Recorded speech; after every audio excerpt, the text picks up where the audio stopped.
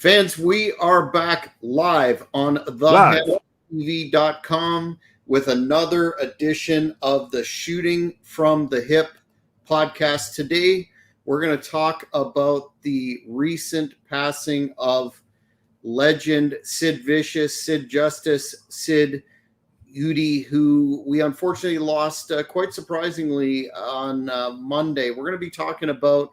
You forgot Psycho Sid. Pardon me? Psycho Sid. I forgot that too. How could I forget that? He had a lot of guises, right? Lord Humongous as well.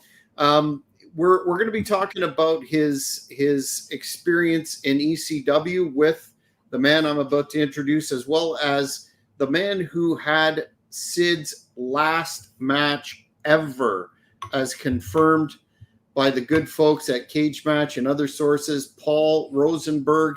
He wrestled Sid in Great North Wrestling's 10th anniversary show, 2017 in Ottawa.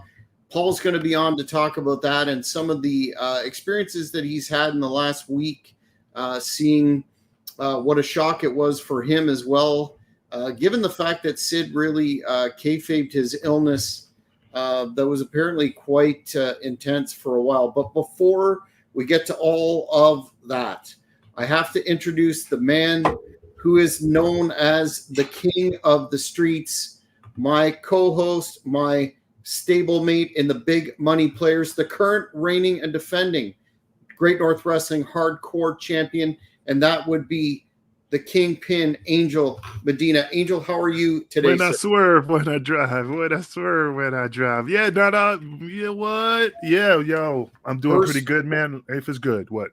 Poor swerve. I didn't like that. I didn't like that decision to put the belt on Danielson. Well, you know, they only keep the belt on a black person for a short period of time, you know. So, you know, hey, I mean, I think he should have had a longer, longer title run. But, you know, as long as he got a title run and, you know, that's good. I just wish he would have kept it a little bit longer just to build up some type of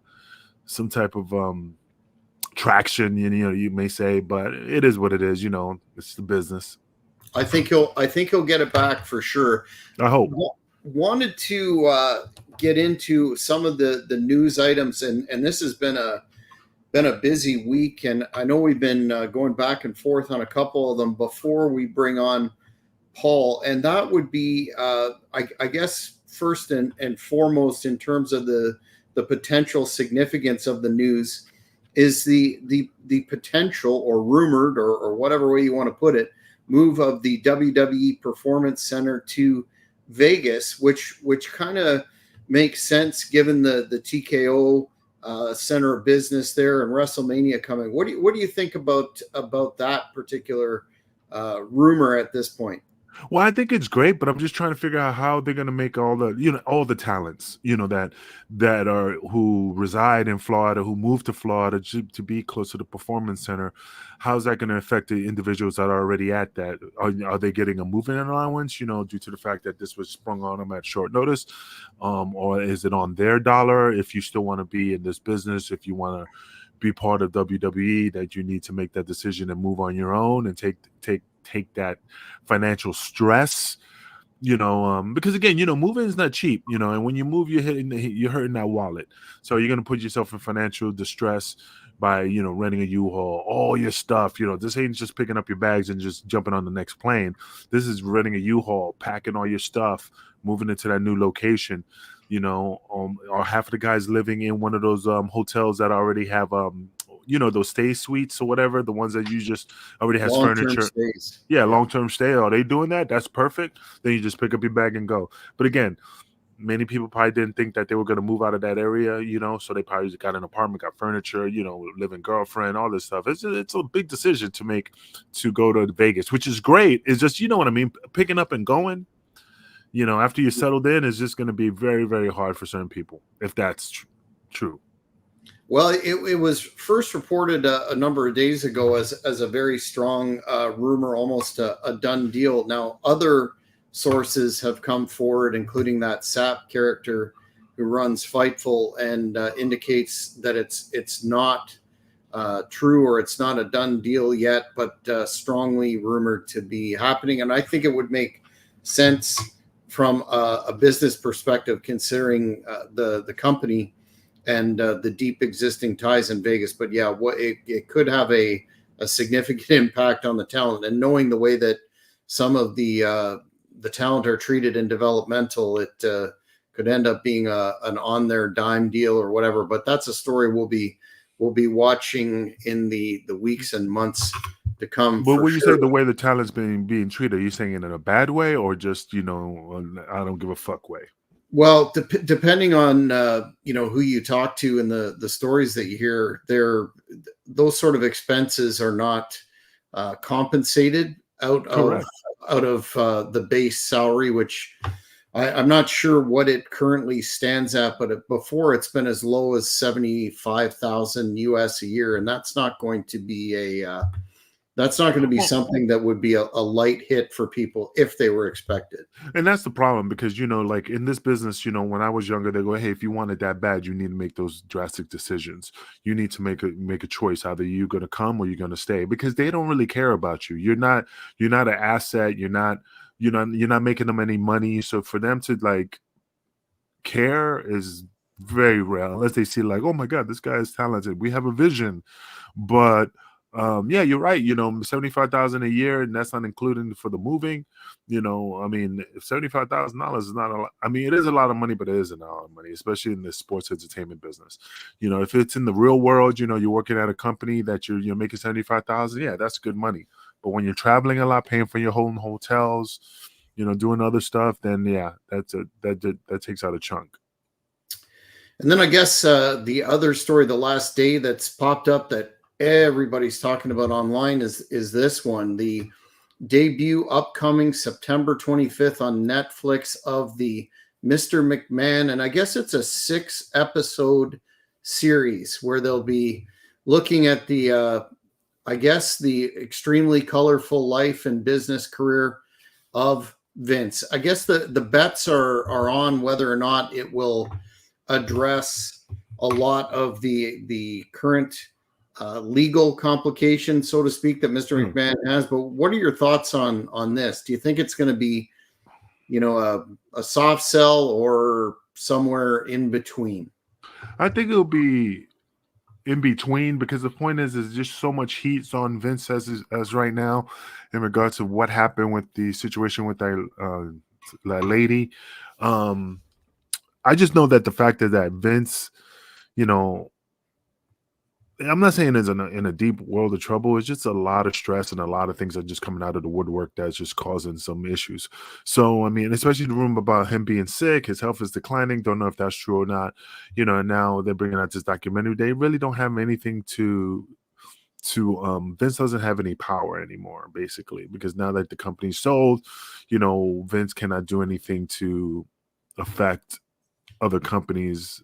In you know what I'm saying? Like Vince would be able to just pick up and go, SmackDown and all that stuff, and he just doesn't have the power anymore. So now he's fair game, So I'm not saying they're going to do something like negatively. They're just going to spit out every rumor, everything that they heard, just like the Hunter Biden thing. Now that Biden is no longer president, but not in the running, now everything's coming out. Oh, well, fucking now he's no longer president.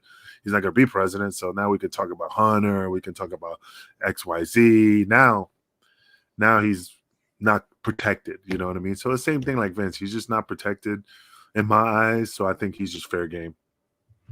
Yeah, it'll be very interesting. I'll definitely be watching that sucker, and we'll give reactions to it in future episodes. Now, this was a story that I got to admit flew under my radar, but you being the foodie that you are, brought it to my attention, and that is the launch of the Big Arch in McDonald's. Right.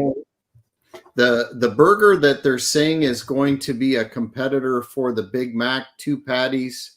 You've got special new Arch sauce, onions, and 3 pieces of cheddar. It's being tested now in Canada and some other country that I'm not exactly sure whether it was Mexico or somewhere overseas. But you being an aficionado of food, what are your thoughts on this? You must be pretty hyped to try it anyway. You wanted me to FedEx one down to you, right? Oh yeah, man, I want to try it out. I mean, it's just probably something with extra meat. You know what I mean? It looks pretty interesting. I mean, it's just funny that they just saying like it's only located in, and I'm trying to find where in Canada. Is it everywhere in Canada or just a certain location? The last I had received information on that particular aspect of it, it was available in quite a few locations, including this province, Ontario. Oh, and I think the location and the other location is Portugal. I Oh, think. I that's think that's interesting. where That's why I think I remember hearing it, but I knew Canada, but then I'm like, Portugal, what the why Portugal? I figured Mexico, some Hmm. other place, but again, I could be wrong, but I think that's what I recall that it's in Portugal. So, I mean, yeah, man, it's just I'm just curious how it tastes. I'm just wondering what the hype is it because it has extra meat, what makes the sauce any better? It looks just like the regular Thousand Island dressing, sauce. So I just wanted to see your opinion because since you're close by and you love burgers, yeah, I figured you'd probably take a sample of it. Well, I haven't in full confession had a McDonald's burger in longer than I can remember, but it certainly will perhaps give a shot in the arm to the corporation that are struggling. If you followed the news the last year, the cost of McDonald's food with Bidenomics down there in the wonderful country of the United States has gone through the roof, Yeah. as many fast food franchises have, and they're perhaps looking for some kind of gimmick to get themselves in a better position to be more profitable, which it's not happening now by the sounds of it. So curiosity, is it? I mean, have you seen the price? Is it pretty pricey? Is it a bit more than the Big Mac, or is it equal? Not as of yet, but I will do a full investigation What into kind the of matter, and I'll give you a report. journalist you are? You're That's supposed to get right. the facts.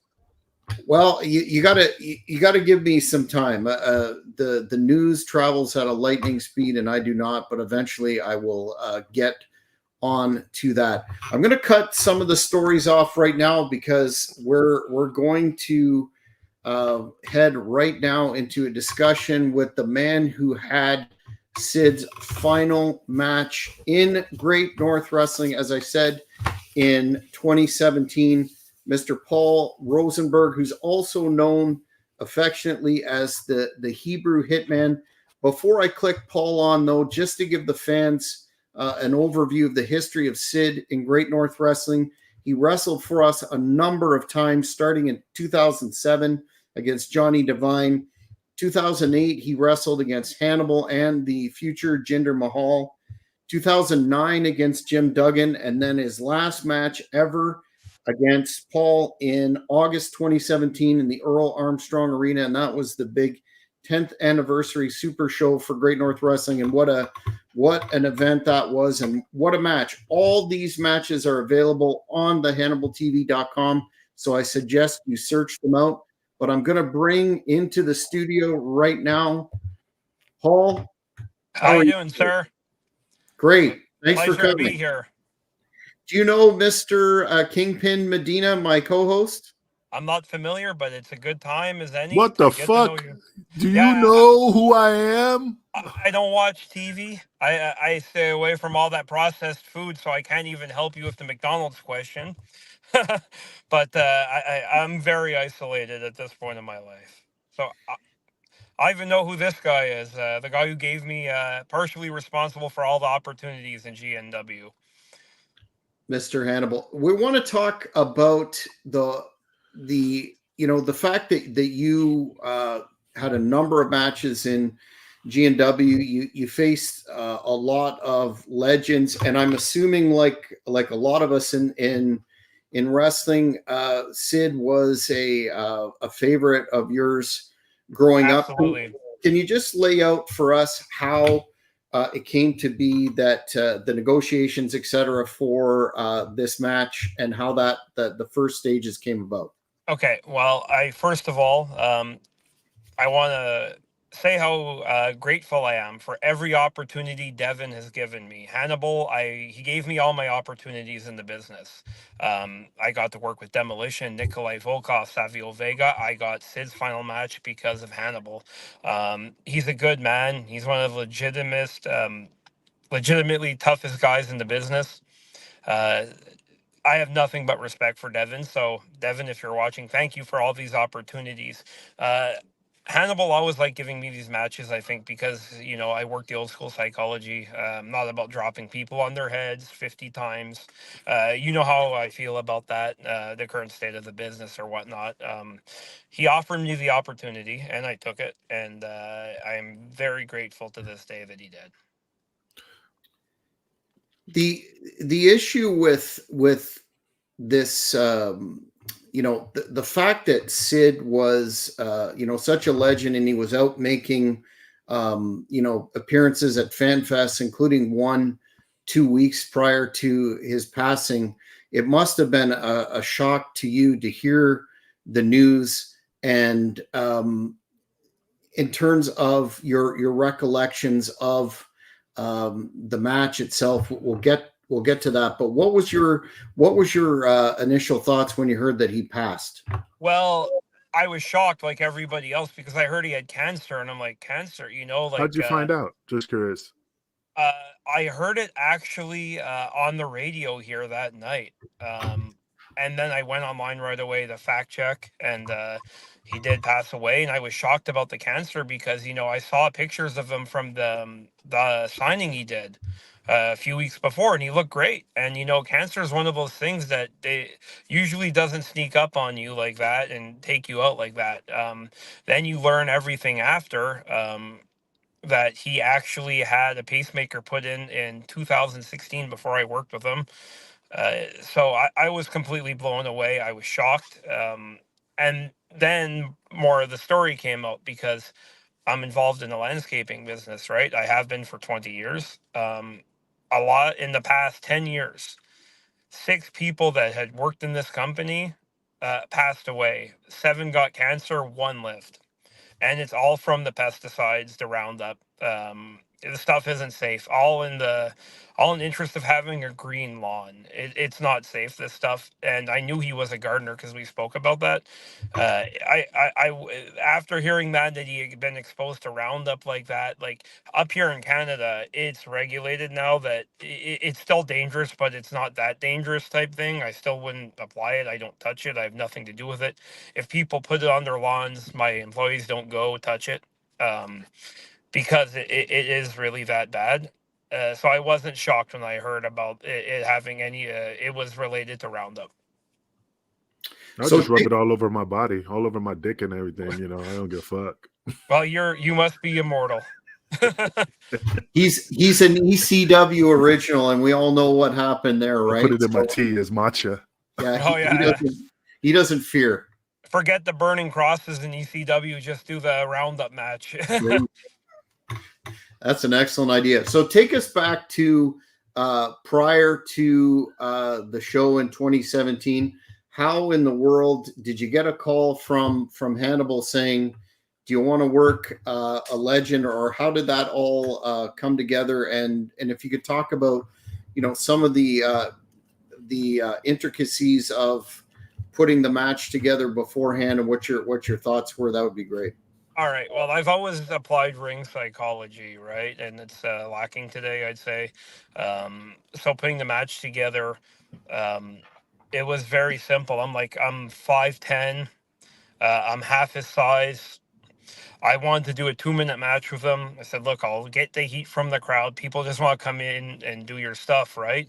He wanted to work a match. He's like, no, I want to do a 15-minute match. And he was bent on that, and he wasn't going to fold on that.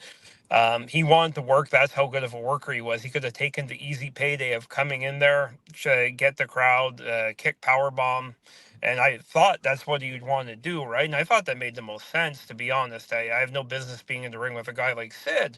He wanted to work the match, and we had a great match, I think. It's up there on your channel with 230,000 views, I think.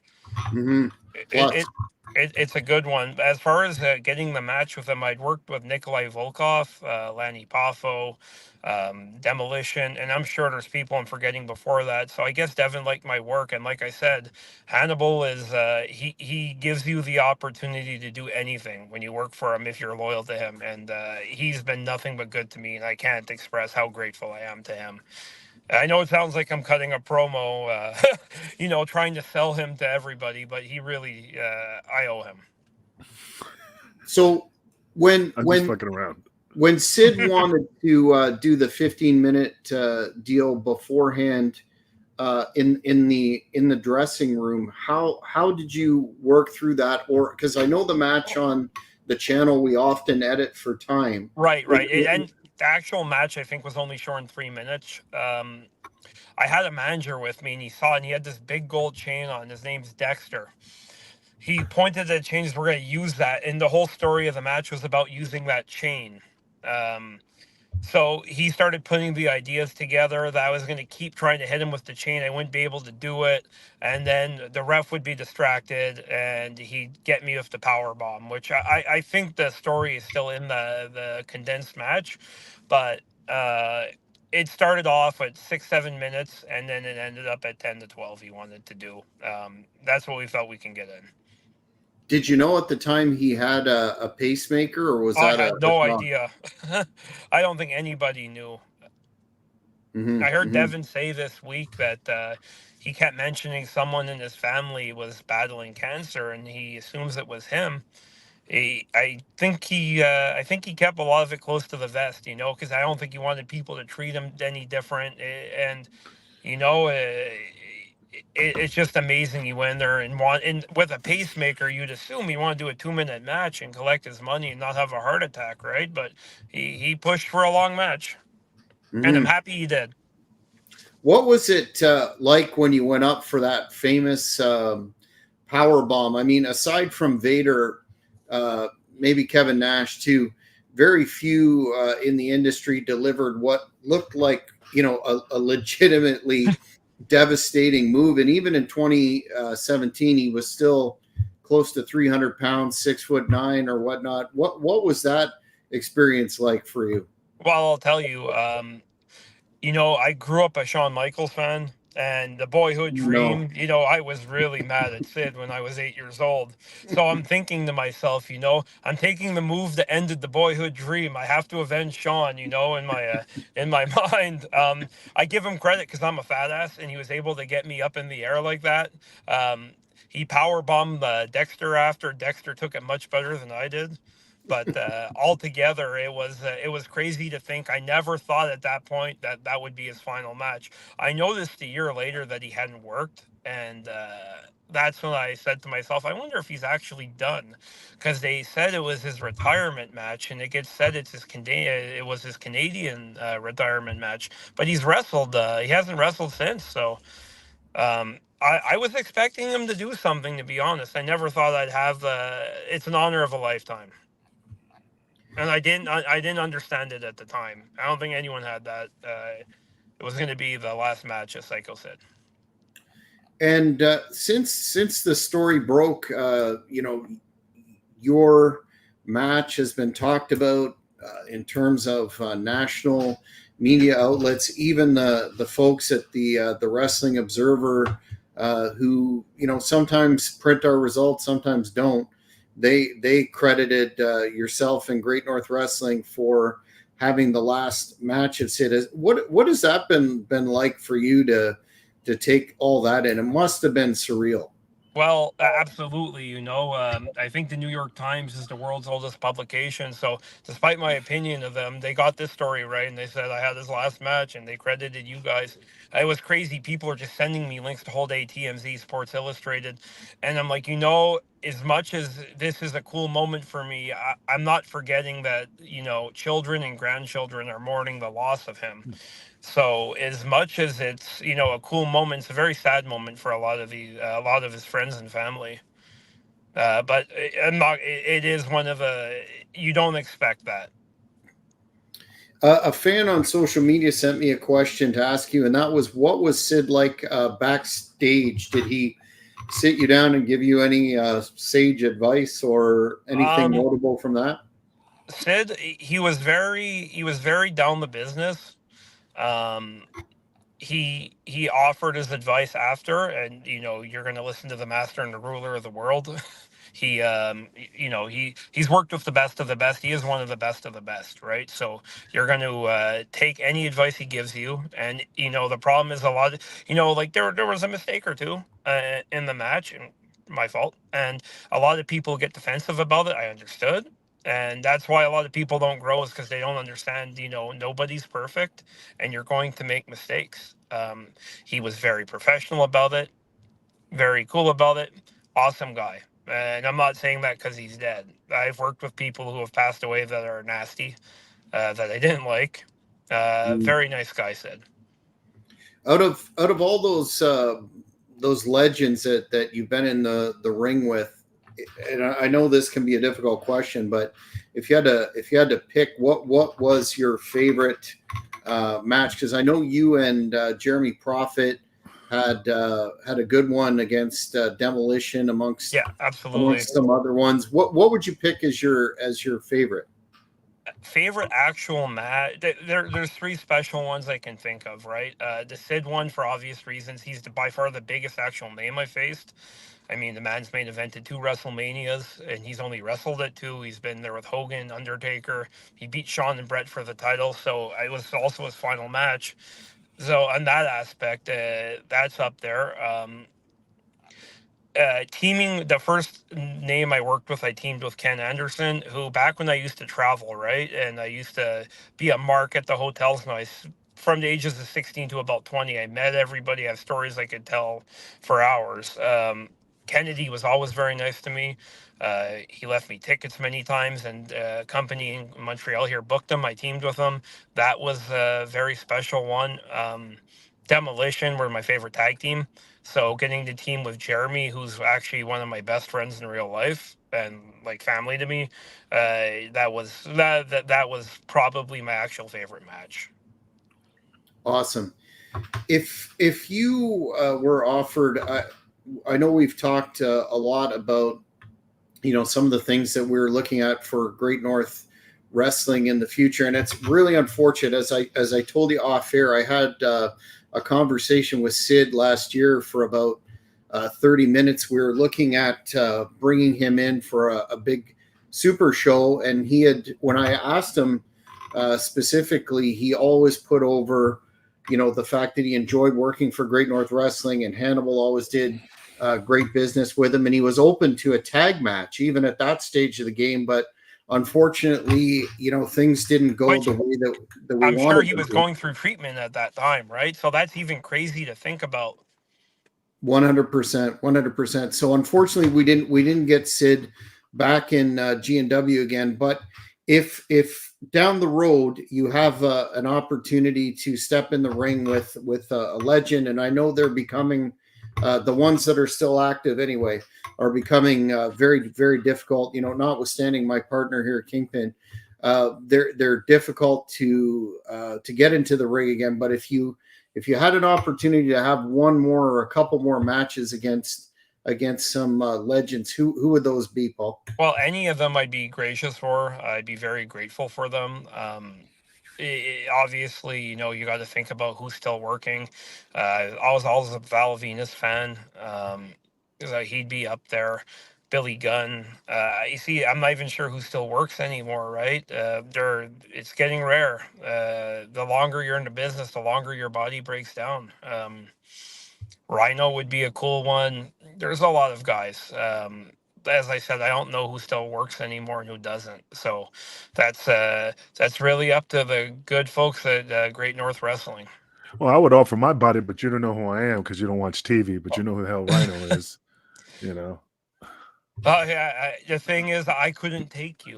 So, but if you want to step in the ring, it would be my privilege.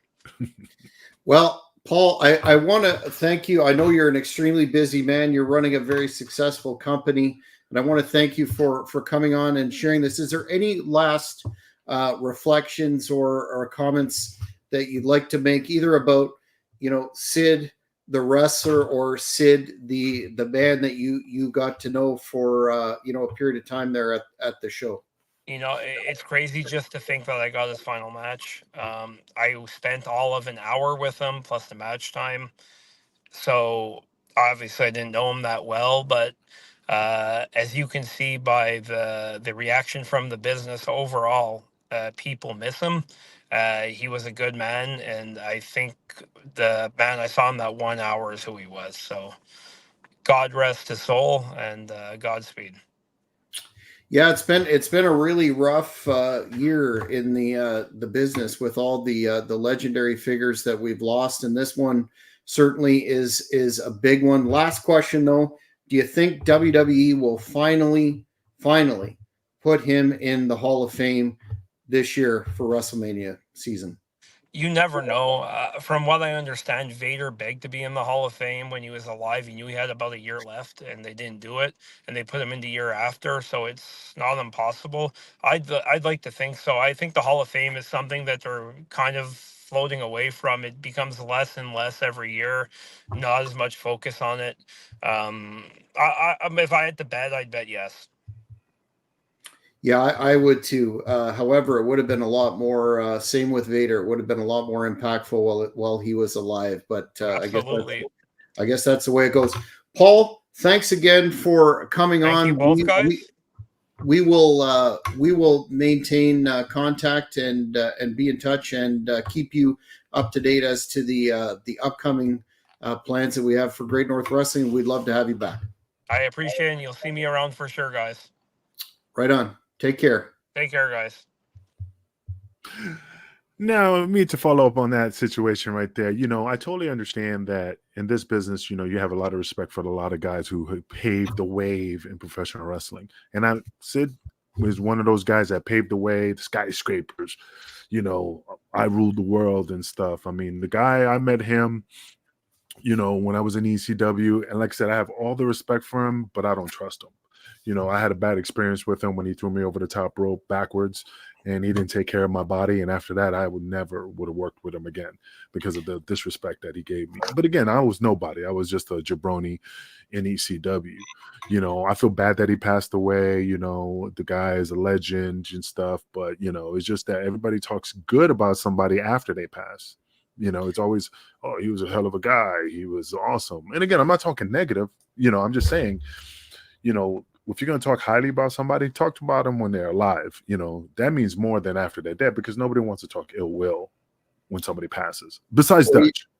Well, yeah, that's well documented. But it's like what Jim Morrison said so famously in one of his poems, and that's "Death makes angels of us all and gives us wings where we had shoulders." But oh yeah. But back that up. I want to get into much more detail about that. Sure. Won't go through like a huge retrospective of Sid's career because, my goodness, he did it all. As Paul talked, multi-time world champion. Started off, I remember back in it was the late 80s, I was a huge collector of wrestling magazines. And when Sid burst on the scene in Memphis, he automatically, made an impact with his size. Had that run in the dying days of World Class, and of course all the memorable stuff that he did in WCW, which was actually, some of my favorite points of his work. For example, you touched on the Skyscrapers, hell of a tag team when he was a horseman, even though some question that fit, and then on and on into his work in WWF at the time. But a lot of folks were not aware of the run that Sid had in ECW, starting with his appearance at, I believe it was the Guilty as Charged pay-per-view in '99, and he came in and he squashed Cronus. The fans were all over it. He was over like Rover, which was kind of a surprise to some, given the fact that ECW was, the counterculture promotion. They didn't like the big superstars, so to speak, from the other companies for the most part, or at least that was the reputation. When did you first meet Sid in ECW? Oh man, it's hard to remember. I mean, I remember, but I don't remember what location. I think that was the debut of Rhino, um, if I remember, because when I was there, and I can't remember what location was. It was when Sid Vicious came out, and Sabu and Just Incredible was in the ring, and they were fighting each other back and forth. And that's when Sid came out and did the, grab both of them in the choke slam. I was the security guard dressed in the Atlas security, and I was the one that like grabbed his arm to stomp him. So he was. Oh, that was Hardcore Heaven '99. Oh, I can't remember. I'm just going off of memory. But yeah, he choke slammed me outside the ring through a table, but he pushed me backwards. So that's why, and like I said, I mean, I didn't really talk to the guy. I mean, what's bitter about it is because, after I got hurt, he never said, "Hey, you okay, kid? You all right? I'm sorry about that," or, whatever. So I never really, after that, I didn't talk to him. I really didn't have any experience with him, didn't shake his hand. Like I said, nothing negative. I don't have any animosity. It's just after that, I was like, "Oh, nah, dude, this is not right." When you give your body to somebody and they do that to you, it's like, I'm not going to let them do that to me again. So again, no ill will, not mad, or just the trust factor went out the window after that situation. But hell of a wrestler, talented, big guy, scares a lot of people in the ring. I mean, when his intimidation. So I have all the respect for him for what he accomplished in the world of professional wrestling or sports entertainment, now that we call it these days. But it's just funny. It's just that, like I said, I shoot from the hip, man. I don't like, oh, he's great. He talked to me for 10 minutes now.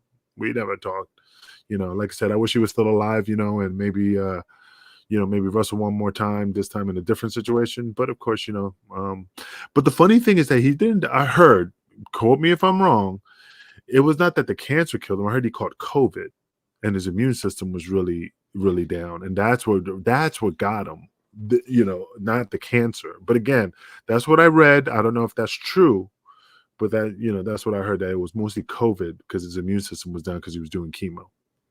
Yeah, apparently he had non-Hodgkin's lymphoma. His immune system was compromised, and he went to that gathering in, I believe it was North Carolina, and met, a ton of fans, and I guess unfortunately picked up COVID, which killed so many people at the height of the pandemic. With compromised immune systems. So yeah, that's quite tragic, considering he seemed to be enjoying his early golden years and spending time with his grandchildren, etc. And he was married for 41 years. So hats off to him for that too. But back to ECW, when did you hear that Sid was being brought in, and before you had this issue with him in the ring, what were your thoughts? I didn't even know he was coming in. That was a surprise. That was a surprise when he was coming in. And the only reason I knew anything else is because they asked, "Hey, Angel, we need you to take the bump.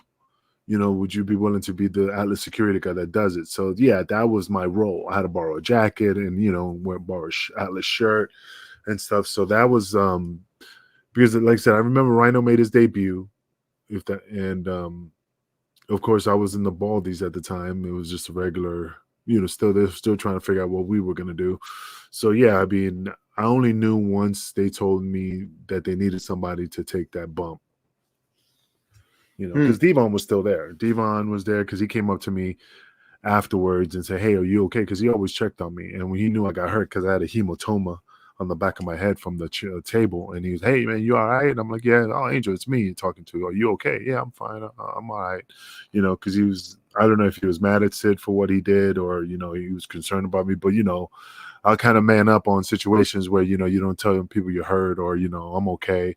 But I know Devon was not upset with me. He's just like, "Dude, it's me you're talking to. You're not talking to anybody else. Just be honest. You hurt or injured." And I was just like, "Oh, I'm okay," because I didn't want to punk out. So you were strange that they tapped you on the shoulder for that role, but you came in and what you're going to save or stop Sid when he was manhandling Credible and Sabu, and then what happened? He knocked you over the top rope. No, what it was is that the angle was is that Sabu and and Justin were going back and forth, boom, boom, boom, punching each other. Music hits, and then comes Sid Vicious coming out through the curtain. He comes out through the curtain and he's walking to the back. I mean to the front. So then, of course, I'm one of Atlas Securities. There's all that. And we're like, hey, the typical WWE. Hey, hold on a second. Don't come in here. And and then he just goes in there and they attack him, and then he grabs them both to do the choke slam on both of them, and then I grab his arm. He releases Sabu. Yeah, I think he releases Sabu. I'm holding on to the arm where he has just incredible PJ, and then he turns to me, pulls away, grabs me in the choke slam. I'm selling it, and we walk towards the rope, and then instead of picking me up and putting me through the table sideways, he pushed me backwards, and I flew back. He picked me up and threw me backwards. So when he threw me backwards, I hit the apron with the top of my shoulder, and then my head part hit the table. So, and then it broke. Now, the story was, the funny part, and I'll tell you the funny story, is because Carino and C.W. Anderson, I hope C.W. Anderson sees this. You can send him a clip of this motherfucker. But him and Carino had a bet, because they knew when I told him, say, I'm going out to fucking do this angle with Sid, and he's going to do this. So they, okay. So they stood in the audience in the back where the fans weren't at, in the stands, betting that they were like, oh man, he's going to die. How much you want to bet he's going to die? So they had a bet that I was not going to make it. I mean, that's the boys. I pop for it. So yeah. So when they knew I was okay, he was like, God damn it, here you go, here's your money. So, but so that was his gimmick in ECW, choke slamming guys out of the ring through a table. He probably done it a whack of times. What went wrong? Did he just? He didn't give a fuck. No. He didn't give a fuck. I'm being honest, man. He didn't know who I was. I was just a body. To me, this is my honest opinion. He didn't give a fuck who I was. He wanted to get his glory in, choke slam me whichever way he could, and that was it. Because if he was any, concerned, he would have came up to me, hey kid, you okay? Sorry about the bump. You should have did this. So I knew there was no miscommunication. He knew what he was supposed to do. He knew how the table was laying across where the apron was. He just did. To me, he just didn't care. I was a nobody. It didn't matter. I'm there for him. He wasn't there for me. I was there for him as a body, and that's a straight shoot. That's how I feel. I'm not talking well about him. I'm just telling you how I saw it then, and how I see it now. Well, as you know better than I mean, that's the responsibility to look after your opponent, and that's especially with a move that dangerous, potentially dangerous. That's a little disturbing. Did you have a concussion after that, or? Yeah, I had a hematoma, so I must have had a concussion. But think about it. I mean, Jack, come on. How many years have you seen wrestling, and how many clips have we seen? Like, okay, I'm just throwing stuff out there. The Beverly Brothers, when they took that guy and threw him head first.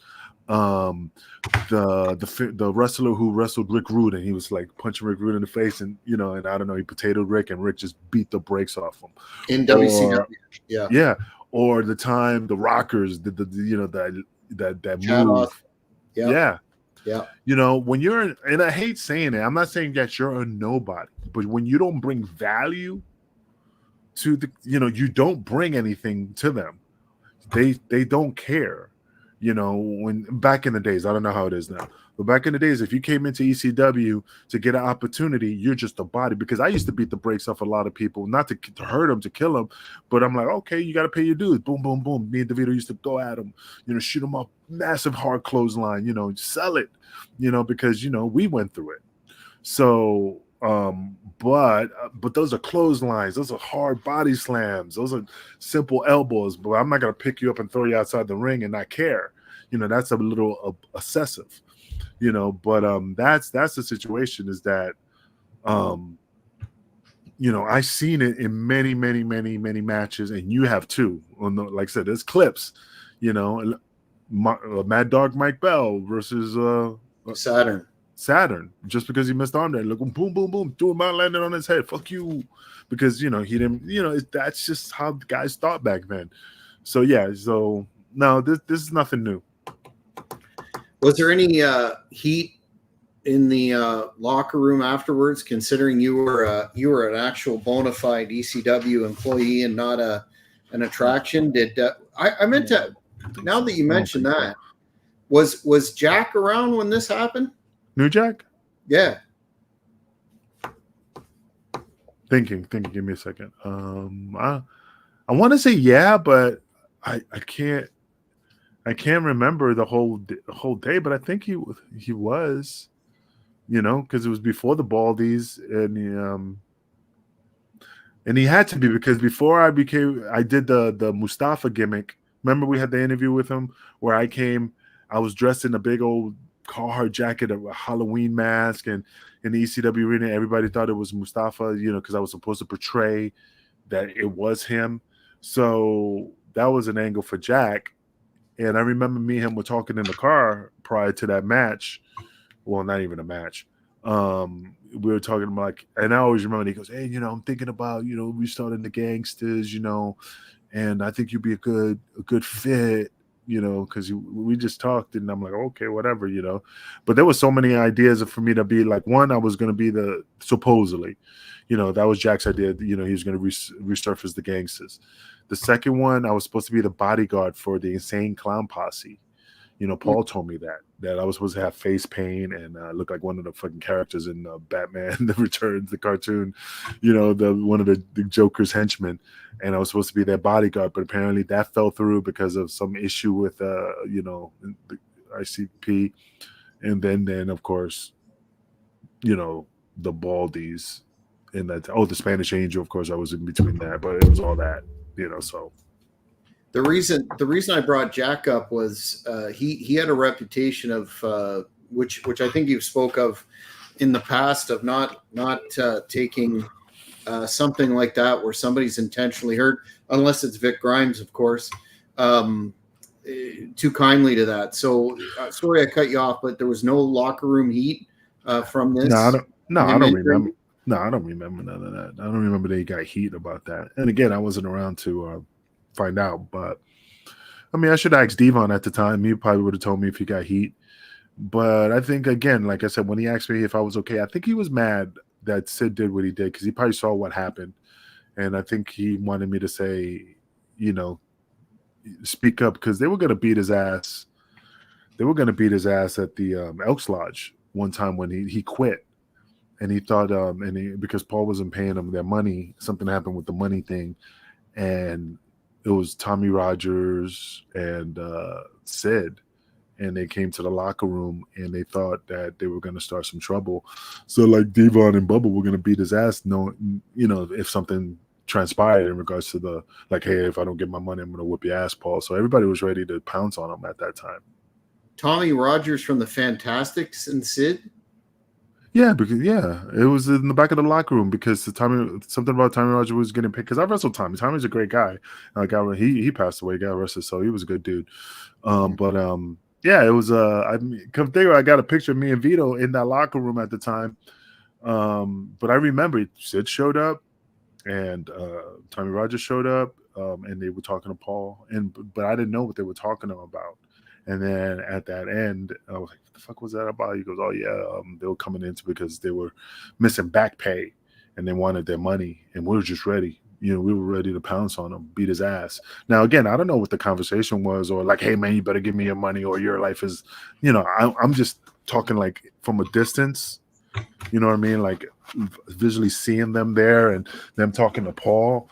So I didn't know what was said, but that was the story, that they were there to get that money, and if they were not going to get paid, there was going to be some issues. That's interesting, because I think it was Meltzer or one of the historians who did a look at his career this past week indicated that he liked ECW and was going to stay, but I think Paul offered him allegedly $250 a year, but then he got a much higher offer from WCW, and of course went there. I really don't know, dude. As I said, that's what I know transpired in the locker room. What I heard. Again, somebody could come on the show. No, that's not what happened. But what I came down the pipe to me was that, again, I'm standing there. They're both talking to him, about something. And then later, that's when I found out they were there to get money that they were missing pay. They wanted the rest of their pay. And I think they were like, I don't know how many checks they were behind, whatever. But that's the story that, Sid was there to get his money and Tommy Rogers was there to get his money, Well, you must have, I don't want to say took some satisfaction, but you must have had some thoughts when he had that horrific leg injury, which people are saying to this day was like the worst, one of the worst ever, if not the worst ever in WCW. You remember that one, of course. Yeah, no, I remember. And like it said, it's not like the Dutch situation where I'm like, fuck him, like that. I mean, when Sid broke his leg, I felt bad. Like I said, I had no ill will or hatred or wanted him to have harm, or if he passed away and I'm like, oh, this and that.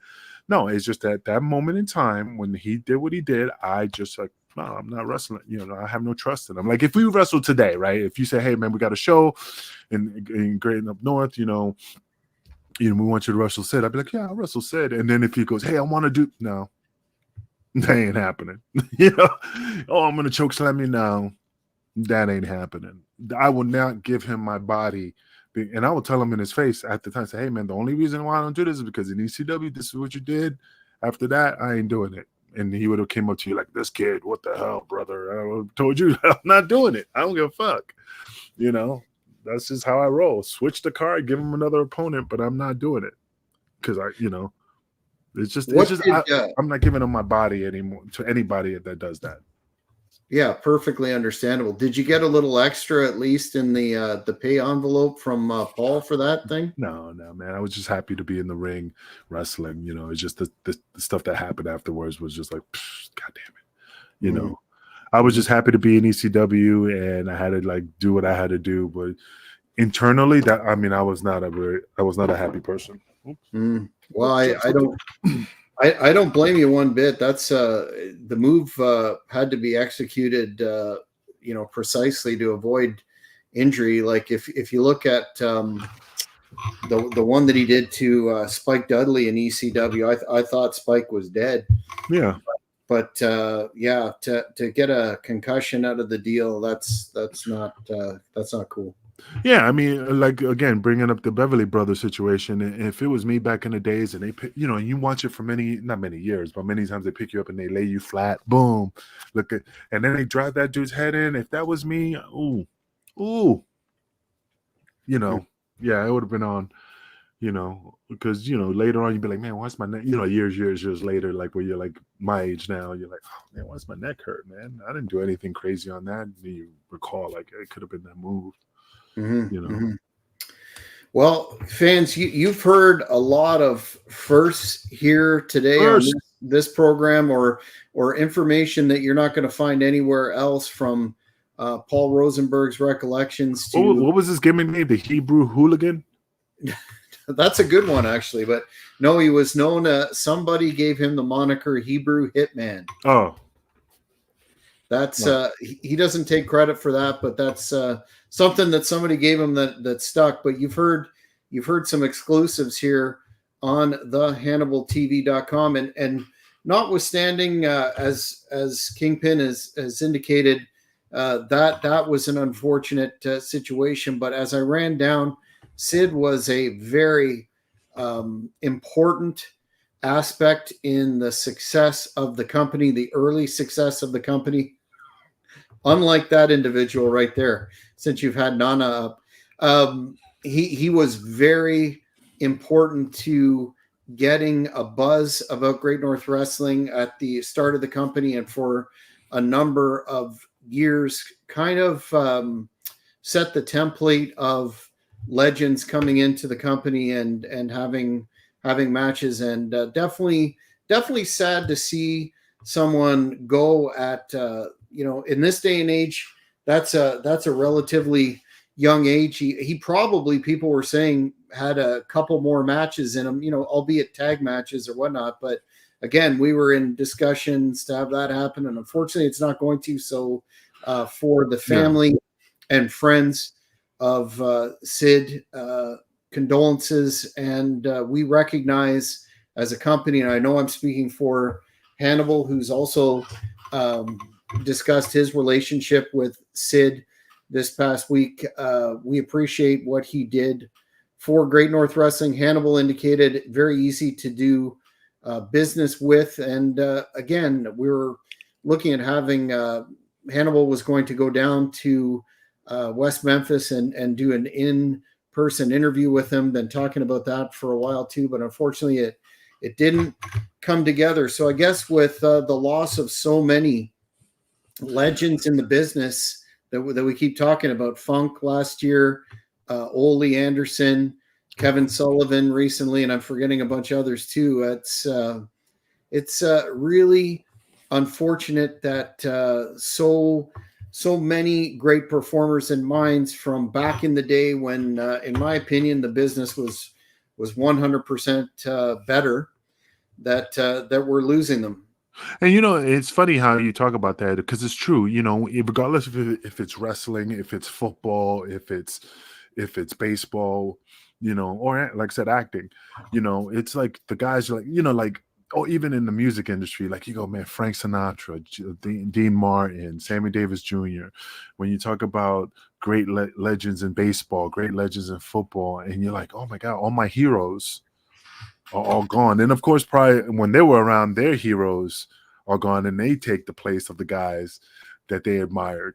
And then, of course, now all the guys from wrestling that we grew up with are just little by little just trickling off. And it's kind of sad, because you're like, before you know it, the conventions that we're having now are going to be guys like me, Vito, guys in that era. And then we'll be the ones like, you know what I mean? It's just a weird feeling that your heroes that you admire are little by little just going away.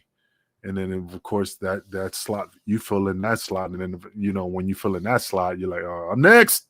It's it's like going to like a nursing home. Once you go into a nursing home, that's it. It's all right. That is the final countdown, like the song, that's it.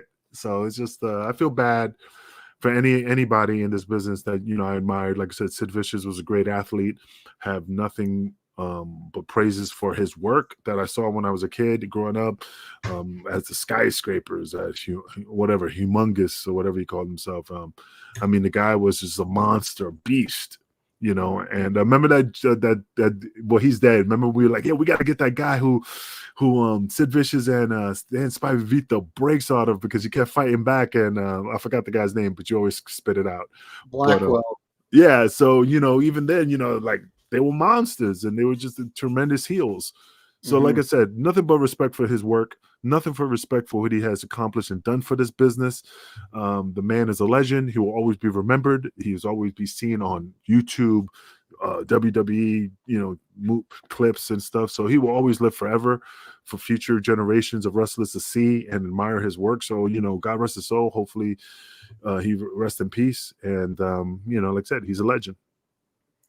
Well, like they say, Father Time doesn't do jobs. So fans, if you have an opportunity to go to these conventions and meet the legends and of any industry, if you have an opportunity to meet your heroes and you have it, just do it, because you never know what tomorrow will bring, Yeah, absolutely. And there's a lot of legends still out there that are making appearances.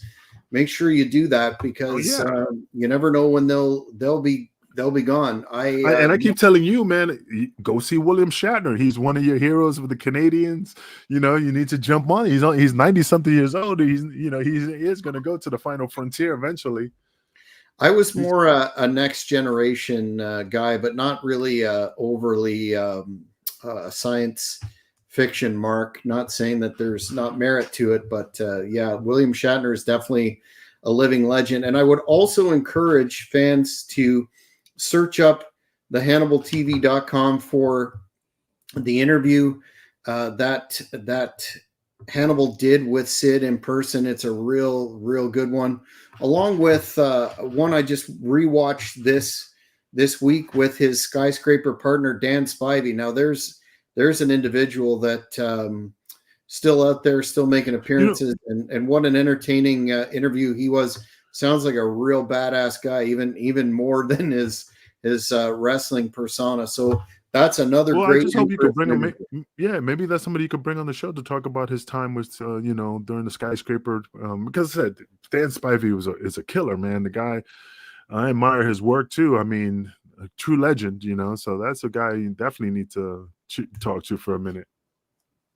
Absolutely. So, yeah, fans, make sure that you take advantage of the tremendous archive of the HannibalTV.com for content like that, because now they're gone, and unfortunately, the all that we have is the record of their great careers. Kingpin, we had a ton of other news to get to, which I'll put off till our next show. Oh yeah, I know you had to make a what was the Hebrew hurricane? The Hebrew hitman, not hooligan. You're good The with hurricane. names. You're good with the gimmick names. I love that. You should be in creative somewhere. Oh, I wish, but yeah, man, definitely we need to talk about the Bella situation. We definitely got a lot of things to talk about, and I know you're busy. I know you need to, set up for big money players and set up our next opportunity or next opponents, whatever you want to call it. So, when is the next show, man?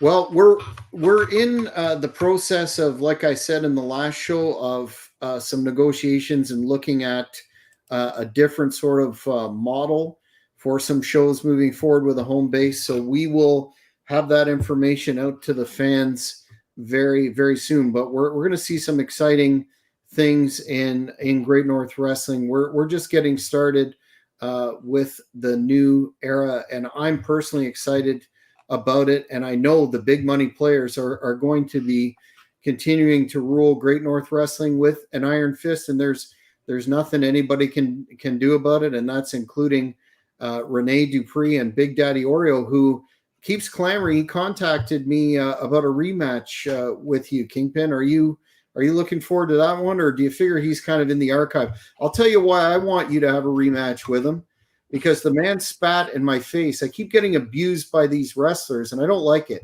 Dupree was left laying, beaten, staring up at the lights. He got to leave on his own power, Big Daddy Oreo. Next time, that ain't going to happen, right? But yeah, absolutely. But what's funny is just that, like, we had the previous show, we talked about what happened after the show. When I told you, when we were walking through in the back and everybody's congratulating me, and I look and he's all the way in the corner sitting on the floor and basically in tears, either saying, I don't know what happened, or I can't believe this has occurred. I thought I had all this faith. So maybe he's just sitting back and realizing that, I have to keep personas up. I have to keep an image to protect. So yeah, absolutely. He's going, I want to face the Kingpin one more time. I deserve that. And then you tell him a date. Oh, well, I'm booked. I'm booked in Nova Scotia right now. Maybe next show. I'm not passing it up. I'm just saying I'm just booked for that night. So yeah, we'll see. If he really steps up to the plate. Well, and the other thing that might happen is if I keep getting abused by people like Rene Dupree and now Big Daddy Oreo there, I might have to step in the ring, and we might have to do some 6-man action. So the future is looking bright for Great North Wrestling. I know you're getting into the shape of your life. I'm having a renaissance in the gym again, like I'm 25 again. So we could put a lot of hurt on a lot of people. So fans, if you haven't already, make sure that you're subscribed to the HannibalTV.com. Like these videos and stay on top of the notifications, because this is where you will get all of that information. Canada's premier combat sports channel right here, the HannibalTV.com. Kingpin, final thoughts for this week on Sid or any other topic. I know you're probably thinking about the big arch right now, aren't you? I'm thinking about the big arch and waiting for it to come to the States, unless once I come to Canada and I get one. But my final thoughts is, man, like I said, the guy was a legend. The guy was a pillar to this industry, and I appreciate what he have done and accomplished. And like I said to you fans out there, when you get an opportunity to meet the greats, don't hesitate, man. Get that opportunity, because you never know when you get it again. Oh, and also he needs to be in the Hall of Fame. Give him that opportunity. He earned it. I agree 150%. So, fans, that's it for another edition of the very popular Shooting from the Hip podcast. Again, if you have story ideas or anything that you'd like to see us cover on the show, make sure you reach out to Angel or myself. But until next time, thanks for viewing, and we will see you soon.